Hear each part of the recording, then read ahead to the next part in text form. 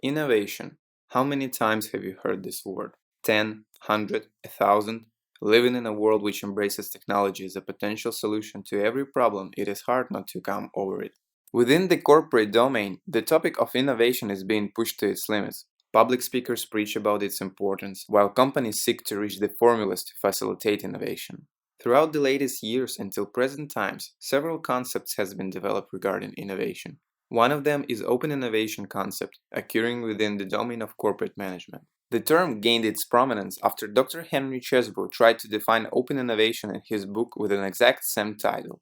Open innovation is the use of purposive inflows and outflows of knowledge to accelerate internal innovation and expand the market for external use of innovation respectively. Open innovation is a paradigm that assumes that firms can and should use external ideas as well as internal ideas, and internal and external passes to market as they look to advance their technology.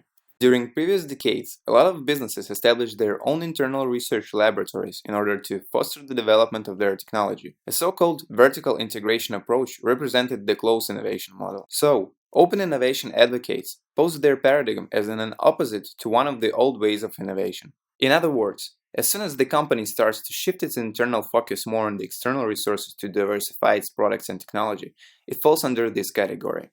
Some of the practices that represent this paradigm are idea contests held by companies, online innovation communities and innovation platforms, and crowdsourcing problem solving. Not to mention a new way of innovation.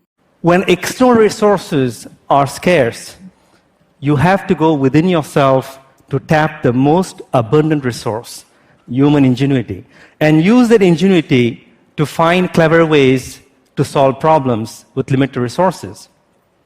In India, we call it Jugaad. Originally, Jugaad referred to self-made cars and trucks. Nowadays, this word means low-cost innovation and quick-fix solutions, which are cost-effective and sometimes unethical ways of getting anything done. The 4 billion people who live on less than $2 per day are referred to what is called the bottom of the pyramid.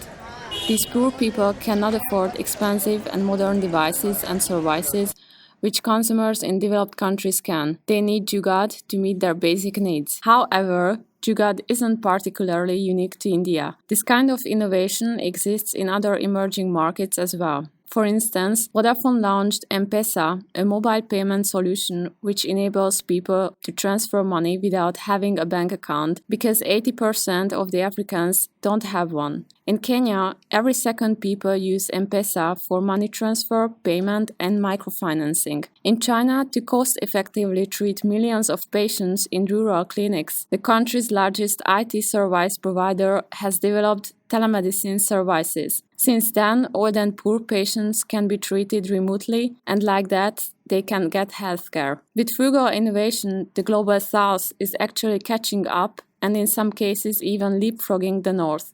Frugal innovation is about to do more with less, and there's a huge interest in affordable products in the Western countries too. A CD scanner, which was designed for the Chinese market, got very popular in the US and Europe because it can work faster, yet consumes less energy than traditional devices, and so the treatment is cheaper for the patients. However, Jugaad is far from a perfect tool for global development.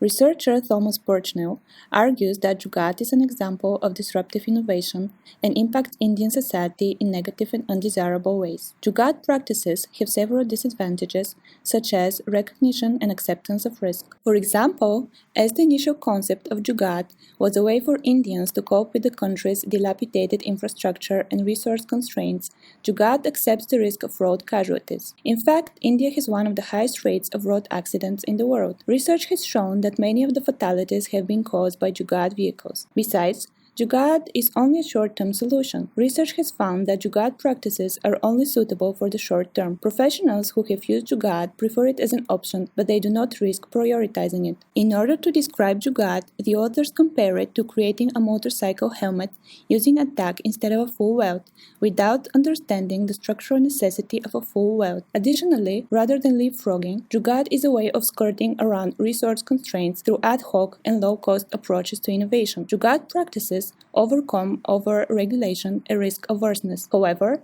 this might have a negative effect on society as these safeguards shield citizens of the rich world from everyday harm, while Jugaad perpetuates systemic risk instead of promoting innovation. If people apply the essential idea behind Jugaad, which is to do more with less, and find ways to avoid the limitations of Jugaad, it has the potential to become the next big management phenomena.